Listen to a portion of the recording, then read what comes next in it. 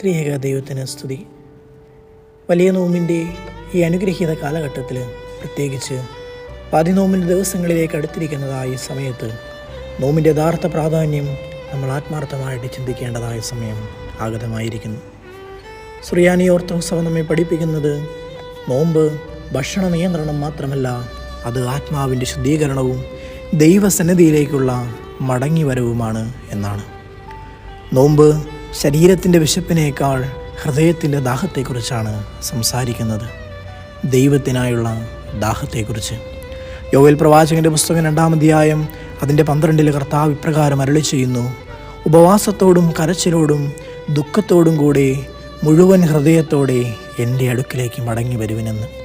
ഈ വചനത്താൽ നോമ്പിൻ്റെ ഹൃദയം നമുക്ക് കാണുവാൻ സാധിക്കും.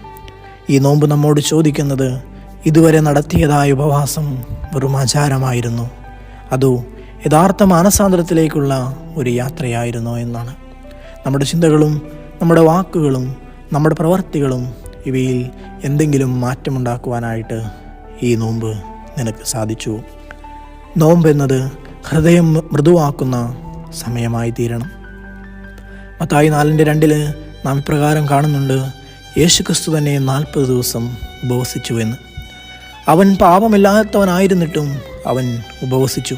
എന്നാൽ പാപികളായ നമുക്ക് നോമ്പ് എത്രമാത്രം ആവശ്യമാണ്. നോമ്പ് നമ്മെ ആത്മനിയന്ത്രണത്തെ പഠിപ്പിക്കുന്നു. ശരീരത്തിൻ്റെ ആഗ്രഹങ്ങളെ നിയന്ത്രിക്കുവാനായിട്ട് ആത്മാവിൽ ശക്തി വർദ്ധിപ്പിക്കുന്നു. ഈ പാതി നോമ്പ് എന്നത് ക്രൂശിലേക്കുള്ളതായ യാത്രയുടെ പാതി വഴിയാണ്. ഇനി കൂടുതൽ ജാഗ്രതയോടെ നാം മുന്നോട്ട് നീങ്ങേണ്ടതായ സമയം ആഗതമായിരിക്കുന്നു. മത്തായി 6:16-18 വരെ പരിശോധിക്കുമ്പോൾ കർത്താവ് പറയുന്നു: നിങ്ങൾ ഉപവസിക്കുമ്പോൾ മനുഷ്യർക്ക് കാണിപ്പാനല്ല, പിതാവിന് വേണ്ടി ഉപവസിക്കുവാനെന്ന്.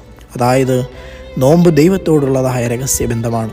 അതോടൊപ്പം യെശയ്യാ പ്രവാചകൻ്റെ പുസ്തകം 58-ാം അധ്യായം അതിൻ്റെ 6 നമ്മെ ഓർമ്മിപ്പിക്കുന്നത് യഥാർത്ഥ നോമ്പ് അനീതിയുടെ ബന്ധനങ്ങളെ അഴിച്ചുവിടുന്നതാണെന്നാണ്. അതുകൊണ്ട് നോമ്പ് പ്രാർത്ഥനയോടൊപ്പം കരുണയും ചേർന്ന ജീവിതമായി മാറണം. വിശക്കുന്നവർക്ക് അപ്പം കൊടുക്കുകയും ദുഃഖിതരെ ആശ്വസിപ്പിക്കുകയും ക്ഷമിക്കുവാൻ പഠിക്കുകയും വേണം. ഇതാണ് നോമ്പിൻ്റെ പ്രധാന ഫലങ്ങളെന്ന് പറയുന്നത്. പ്രിയമുള്ളവരെ, ഈ നോമ്പ് അനുഗ്രഹമാണ്. ശരീരം കുറയുമ്പോഴോ ആത്മാവ് വളരട്ടെ, ഭക്ഷണം കുറയുമ്പോൾ പ്രാർത്ഥന വർദ്ധിക്കട്ടെ, സ്വാർത്ഥത കുറയുമ്പോൾ സ്നേഹം നിറയട്ടെ.